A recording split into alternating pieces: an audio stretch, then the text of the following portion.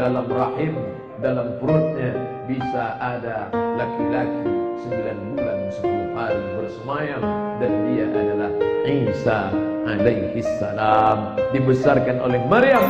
Maka pemuda yang luar biasa ini diikuti oleh banyak pengikut, orang simpati kepada dia, sampai pada akhirnya pendeta-pendeta Yahudi galau.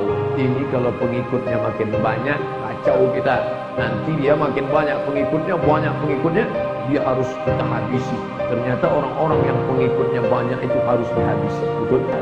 Lalu kemudian mereka pun bersekongkol dengan politikus, yaitu Raja Romawi, Gubernur Romawi. Apakah Romawi terancam? Ya, ini kalau pengikut Isa yang banyak ini bergejolak, terjadi revolusi, maka kekuasaan Romawi di Palestina akan hancur. Induk Romawi, di Roma, di Eropa. Tapi ada gubernur satu ditugaskan di Palestina. Pada zaman Nabi SAW nama gubernurnya itu Heraklius, Herpal. Lalu kemudian bersekongkollah tokoh agama dari kalangan Yahudi dengan tokoh politik.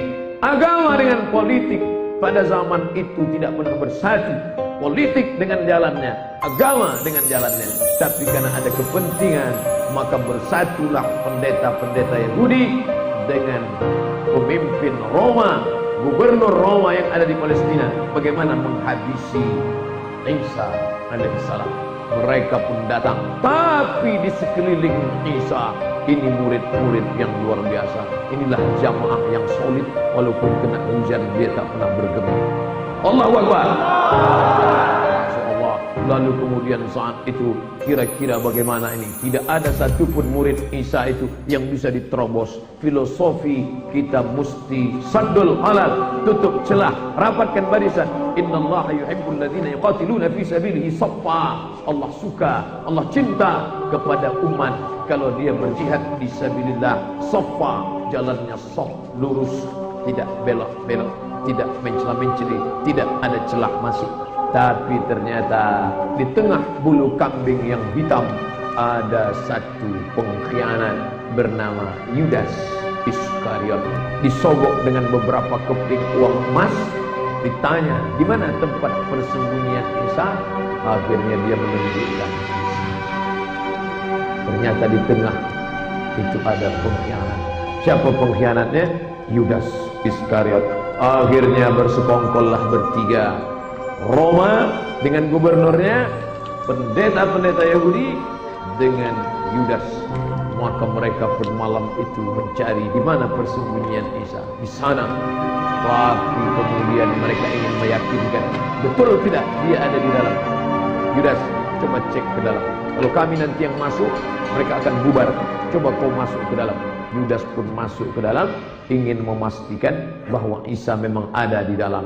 Yudas melihat ada dia, tapi Yudas lama betul tidak keluar-keluar.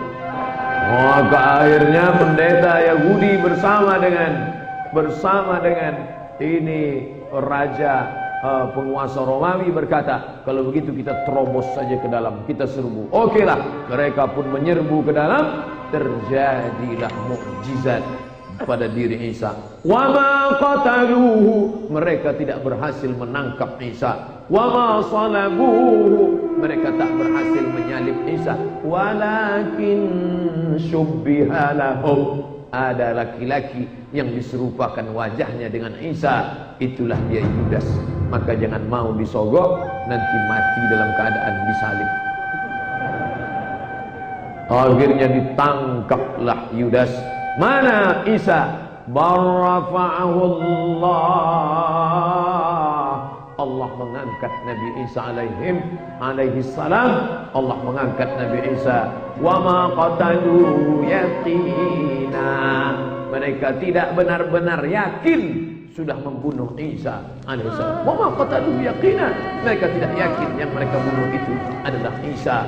Karena mereka heran, kenapa kalian tangkap aku? Kenapa kalian tangkap aku? Bahkan dia tertawa, kenapa kalian tangkap aku? Bahwa yang membunuh Yudas itu adalah tokoh Yahudi, tidak diragukan lagi. Tapi sejarah berkata mereka lah yang terlibat membunuh nabi-nabi, Nabi Isa mereka ingin bunuh, tapi Allah selamatkan. گفتند یقین نداشتند. آنها صرفاً از گمان خود پیروی می‌کردند و قطعاً عیسی را نکشته بودند، بلکه خداوند او را از این جهان به نزد خود فرا برد و به راستی که خدا پیروزمند و به غایت هر چیز داناست. قرآن کریم سوره نساء آیات 156 تا 158.